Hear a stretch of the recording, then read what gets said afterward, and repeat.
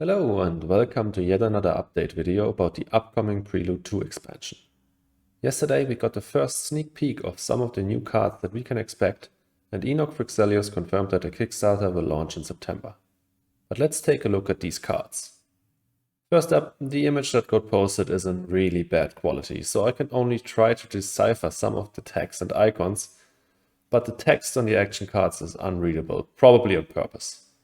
Secondly, these cards are not finished yet. Many of them include no images, and balancing is probably also not done. I'll start with the ones that we see the least of, so the leftmost column of cards, which are all project cards. Up top we got a blue card, which seems to interact with the Venus expansion. It costs 7 MC and lets you perform 2 different actions, recognizable by the 2 arrows. We don't know for sure what the first action does, but my guess is that it lets you place floaters on the card itself and maybe on other cards as well. While the second option lets you use 2 of these floaters on the card for, well, something. Interestingly, there seems to be an asterisk next to the used floaters, indicating that you can also use floaters from different cards for this action. Also, as an immediate effect, you'll get 1 floater for each Venus tag that you have on play. This card reminds me of cards like Forced Precipitation or Deuterium Exports. Venus Next actually introduced a few of these Venus floater cards, and sadly many of them are really bad. Of course, this one is pretty cheap and we actually don't know what it does yet, so who knows. Also, the immediate effect is similar to Saturn Surfing, which in my opinion is really cool, so let's wait and see. Next up, we get the cheapest city card ever to be introduced to Terraforming Mars. It's a green card, costs 8, and you can only play it when Mars First is ruling, or I assume if you have 2 delegates there. So this card interacts with Turmoil. The effect lets you place a city tile at the cost of a power prod, but interestingly, the city tile also has an asterisk next to it, normally indicating that it has to be placed on a special tile. Noctis City or Phobos Space Haven are examples of this rule, but Phobos is not placed on Mars, and that wouldn't fit the theme of Mars First. The Noctis City spot can also not be blocked in my opinion, since that would make that card really bad. Other, more likely options are the restriction to place this city next to no other tile on volcanic areas or maybe on spots without placement bonuses. The former 2 already exist with Research Outpost and Lava Tube Settlement, and the latter I think would be a really cool idea to balance out the low cost of the card. Generally, I don't think that this card will grant much in the way of MC prod unlike other cities, just due to its low cost. But let's get to the next card. Well, and about this one I really can't say much. We see that it's a green card, it costs 10 MC, and it has a restriction. If you also look closely, you'll see that the restriction box is red, meaning that this has to be a maximum restriction. But that's really all I can make out. The first card in the second column is a 1 MC event card with no tag besides the event tag. You can only play it when Unity is in power, or of course if you have 2 delegates there.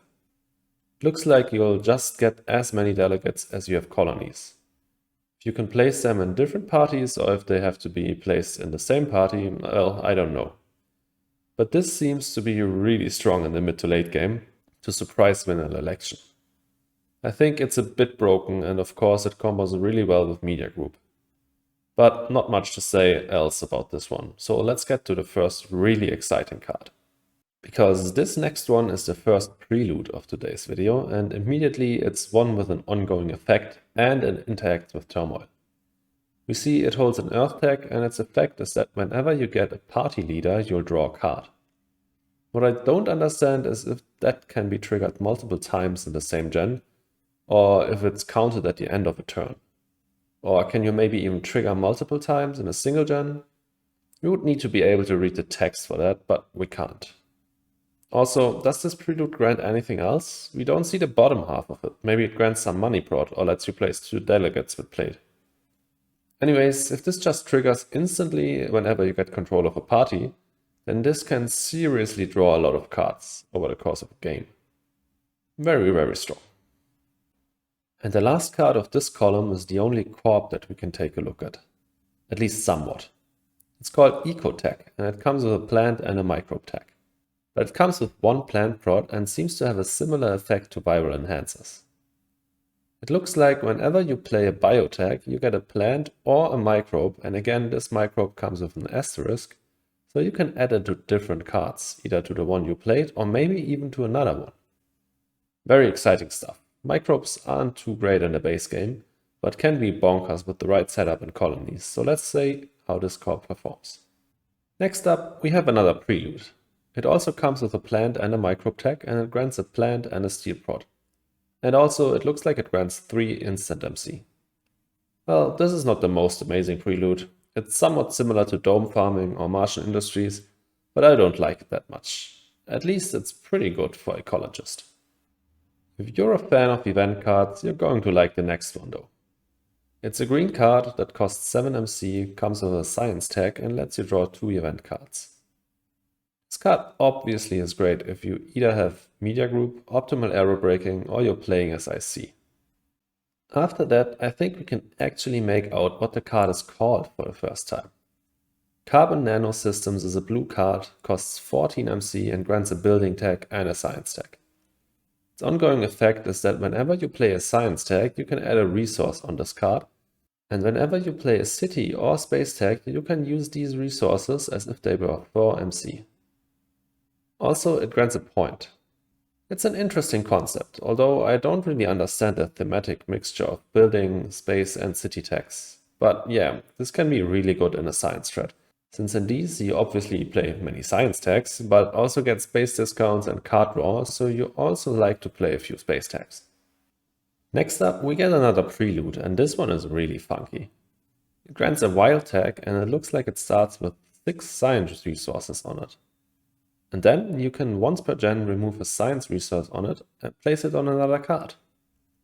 I think this is super weak.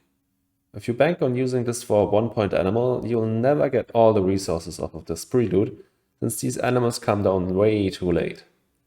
And if you use it for anything with less value, this Prelude just sucks. Best case scenario, of course, is using this with Physics Complex, but you also want to be able to use Physics Complex itself to truly make it worth it. And that can be pretty hard. This for sure is one of the most niche Preludes ever. The next one, however, I like a little bit more. It comes with a Venus tag and lets you increase either oxygen, temperature or the Venus track by 2 steps. And in addition to that, it lets you draw 2 floater cards. This can be pretty cool for MSI or both of the floater corps, or if you have methane from Titan on hand and want to play it immediately. Cool idea, pretty flexible, and it makes floater cards that rely on Venus a bit better. Now let's get to Ceres Tech Market, another card that we can actually read the name of. It's a 12 MC cost blue card with a science and a space tag. Grants a point and you instantly get 2 MC for every colony you have in play. It's already a pretty cheap point in the late game if you have some space discounts or colonies down. But its action is really good for any high card draw strat. It lets you, once per gen of course, sell as many cards as you like for double the money. This of course has the enormous upside that you can actually make a bit of money when selling cards, but you'll also have to be cautious with it. Selling cards is a useful stall action, and since you can use Ceres Tech Market only once per gen, you might want to sell multiple cards with it. But then you give up on a lot of stall actions that could be useful when fighting for a bonus bump or stalling the opponent out in the last gen. On to the last column. First up, we have a card of which we can't quite say how much it will cost yet. My guess is that it's 8 or 9 MC. It's a green card, but we can't see its tags if it has any. And it grants a VP and lets you draw 3 building tags as it seems.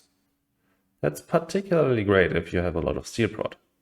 It's somewhat easy to mass steel prod, but it can often be hard to find good targets for it.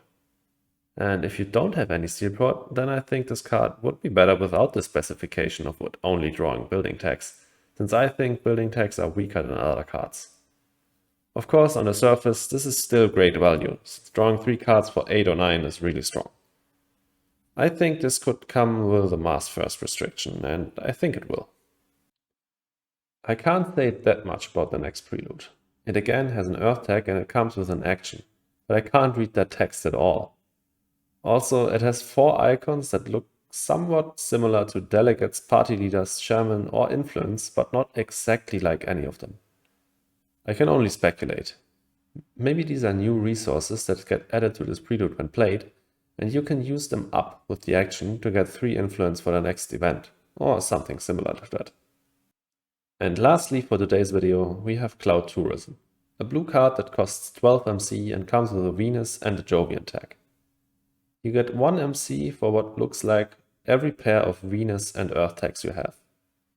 If it was for every Venus and Earth tag, I think it would be too strong.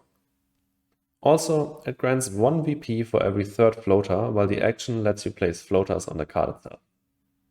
And there you can see that this is different to the other floater card that I talked about in the beginning. This floater symbol has no asterisk next to it, so we know that you have to place the floaters on the card itself. And that was it, all the cards that we got to see in yesterday's sneak peek at Prelude 2. Do you like them? Do you think they're too strong or too weak maybe? Let me know in the comments. Also, please leave a like and consider subscribing. I'll see you in the next video.